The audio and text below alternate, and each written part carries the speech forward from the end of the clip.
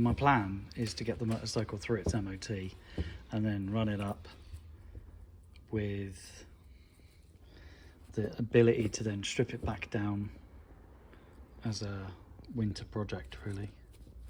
So something I have noticed is these Kyoto pads have got an incredible amount of paint on them, and so that paint doesn't lend well to the pad going through these pins. Do you see that? So what's happening here is I have to wear the paint away in order to get it on, and then it's quite a tight fit. So I've been using a couple of small files to open these up, get the paint off of the inside so that they can actually slide on these slider pins.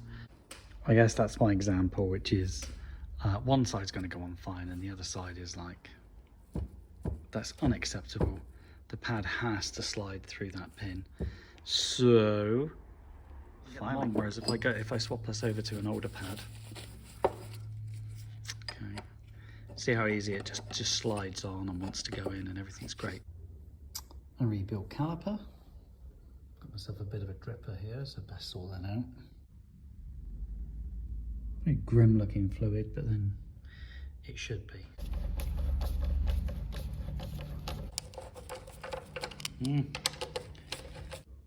Where the udder this side isn't leaking, so it looks like the lighter blue gloves can't hold their beer as well as the dark blue gloves. An MOT test in the United Kingdom is a yearly governmental test held at a privately owned test centre. So independent businesses can be accredited to do MOTs if they've got the right equipment and the people. And I just want to get this motorcycle to a standard where it will pass its MOT test so that I can put some miles on it, and then I can decide what we're doing with it. I'm excited. I want to ride it. Once I can be clear on what the electrical issue is that it's experiencing. Okay, here goes its banjo. Got to be good with your fingers, huh? Okay. Oh, I might close this bleed nipple. Okay, I'm just going to nip everything up.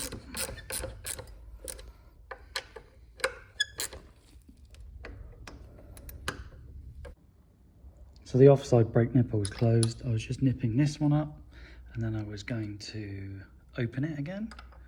So I've got it nipped closed, happy with that.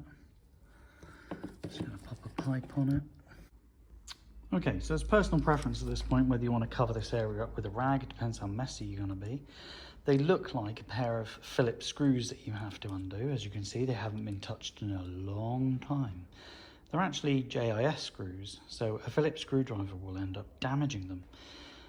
As far as JIS bits go, I have a few, and all I'm going to do is kind of marry up the bit I think will have the most impact on undoing them.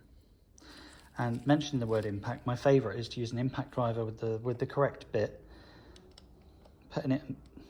That one doesn't feel amazing, but it's not too bad. An impact driver on the top, and then hit the impact driver and it will push and twist and they come off a treat, especially if they've been on for a while. If you just start yanking at them, you're mostly going to round them off and then end up with a bit of a bigger head. Right, so I found the bit I like the most.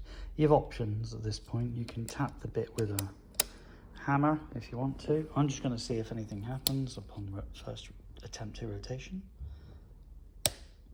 And there it goes. Well, yeah, focus. Yeah, okay, that one's loosened off nicely. So I'm not talking about tapping the driver. I'm saying put the bit in, tap it with a hammer, or get a pick and clean them out so that you can get as much perch as possible or as much in as possible. I just give them a little wiggle, and then we're just going to turn slightly, see if we break it free. This one's not feeling as nice. Oh yeah, and there it goes. Lovely. So I've just got the bit on a driver now.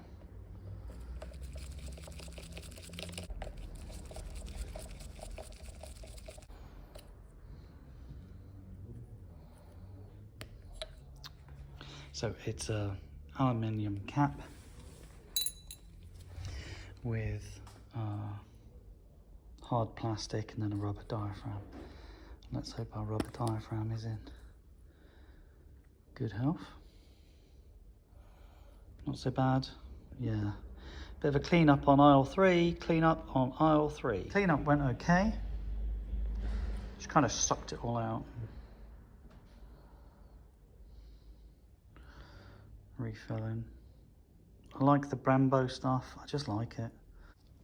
Right, so I've filled up the reservoir, and now this is about removing air from the system.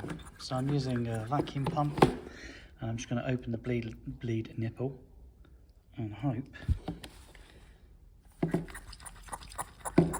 we start pulling some air out of the system.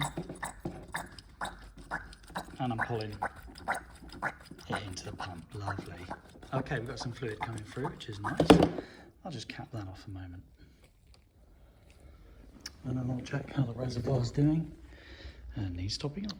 Well, that was ridiculously easy. I was able to suck the air out, refill this a couple of times.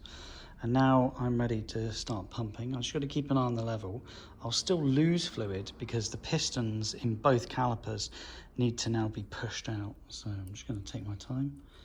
And with every gentle pump, the fluid will drop a little.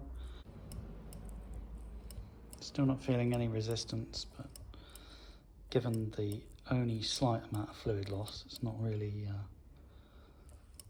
making a huge difference yet. So I'm still getting a few little air bubbles, and I'm guessing that's happening because of this junction here. So as I pull the lever, I'm hearing a bit of noise from the calipers.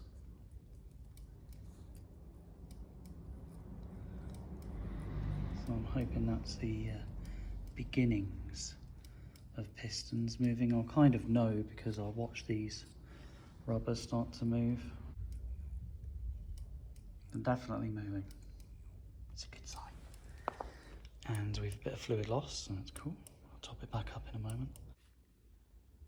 So I've gotten to a point now where whenever I open the bleed nipples, I only get brake fluid out, which is fantastic. And I also noticed by capping this off, so diaphragm, bit of rubber, capping this off, bleeding went a heck of a lot better. I just had to open it up every so often and check I had enough fluid in it.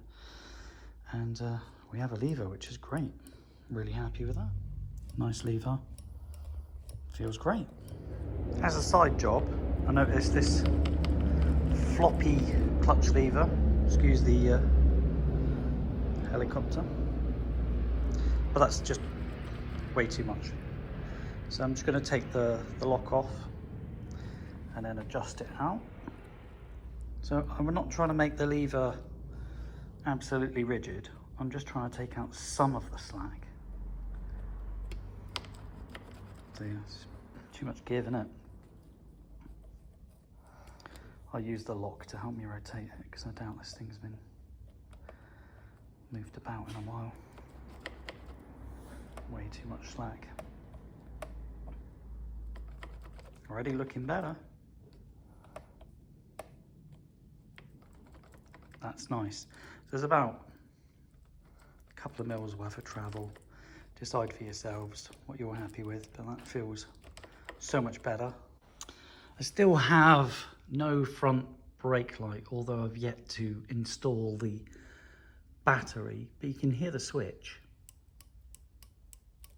So whether I need to take the switch off and clean it, check the wires, that's going to be one of my next jobs. So from being completely bound, I mean so difficult to get this to rotate. Really nice. And we got brakes. The noise you're hearing is because there's corrosion on the discs, or a few Americans rotors. I prefer rotors because it doesn't not very well. I guess it fits both, doesn't it? So there's going to be a little bit of noise until the pads have bedded in. But look at that. I used to hate pushing this bike anywhere in the workshop.